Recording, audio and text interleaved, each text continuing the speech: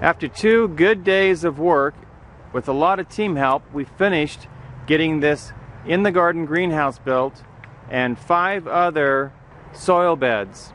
So let me walk you through what we did and how we constructed this. This is a great job here. Let me just go through the center. It looks very cool from inside.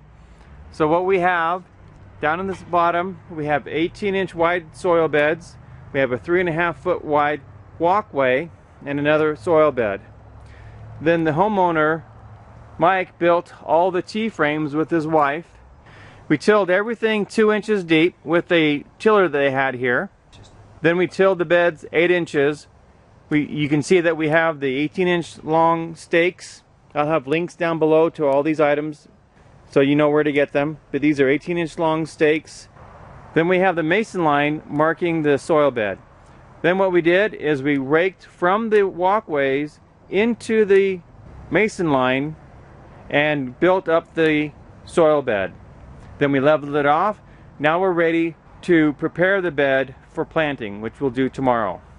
We'll do that by building up the ridges, adding the fertilizer, and then planting the plants.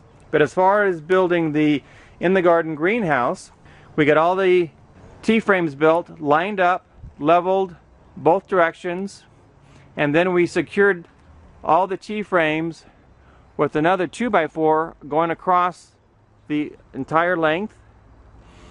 Then we put the 3/4 inch elbows 2 feet in from the end and added screws inside the elbows, right inside there, and put the plumber strapping on both sides to hold it in. Once we had all the 3/4 inch elbows in, then we took the pipe and put the pipe, this is 3/4 inch schedule 40 PVC, and we took off 3 inches just to make sure for the size of plastic that we had that it would fit. We also added some supports across the center here. You can see here, and we screwed those in from the ends to make sure that the distance here remained constant from one end to the other. After we had the PVC pipes up, then we added the furring strip across the top to secure the PVC. Again, we used the plumber strapping to hold the 1x2 furring strip in place. Then, because we do get heavy winds here, we added a 2x3 support in the center to add security and stability for wind and also for snow load, since we're in the mountains here and it can get heavy snow. Once that was in, we were ready to wrap with plastic. We measured and took the plastic and put it on the top. Let me show you. We cut the plastic long enough so it could come over the edge and down, and then we could secure it here on the end.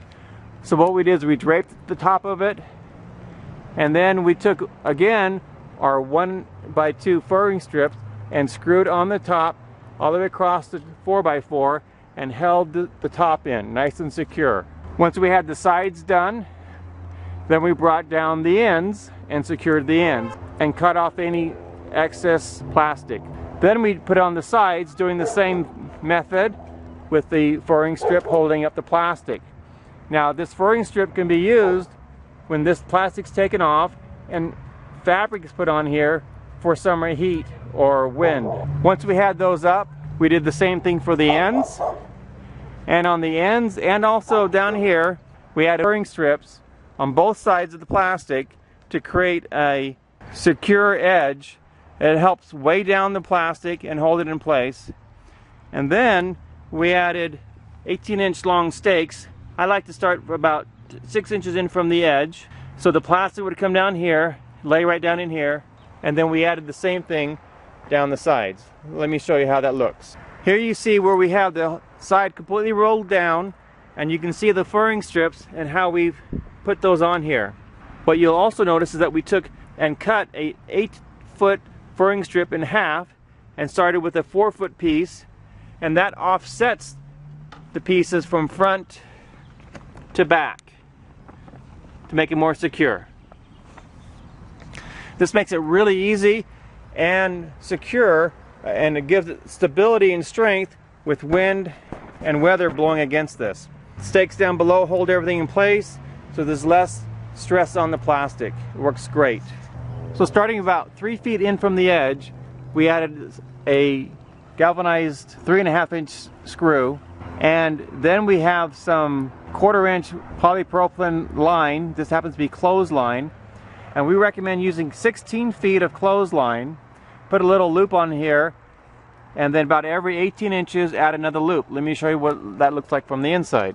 So you can see here, every 18 inches we have a loop, just an overhand knot, so that we can roll this up like I showed you previously.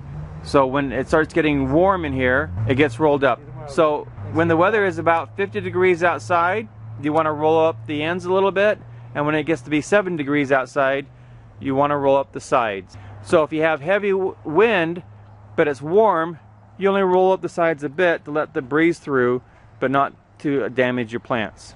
So this is a very exciting project. I think it turned out beautiful. They're going to add the PVC retention system here, so they can clamp this down here and also here. Watch my other video on the PVC retention system.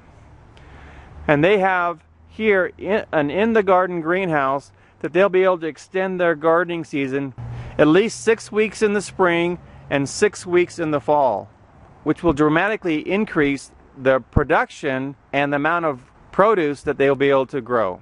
This garden bed happens to be facing south. We're facing south right now.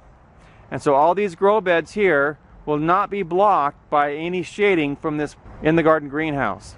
So what they'll do is they'll plant their short plants down on the south end and their taller plants on the north end. Over here you can see we have the mini greenhouse for a soil bed, which is the bent PVC. Please watch my video on how to make the mini greenhouse. There'll be a link below this video. So there you have it, a combination of an in-the-garden greenhouse and mini greenhouses, soil beds. This is an awesome setup here in about 1,600 square feet, about 40 by 40. They'll be able to produce, just in the greenhouse, over 1,200 pounds of tomatoes if they grow those vertically. You truly can feed your family from your backyard. This all used to be at one point lawn. They took out the grass and put in a garden. Very smart people.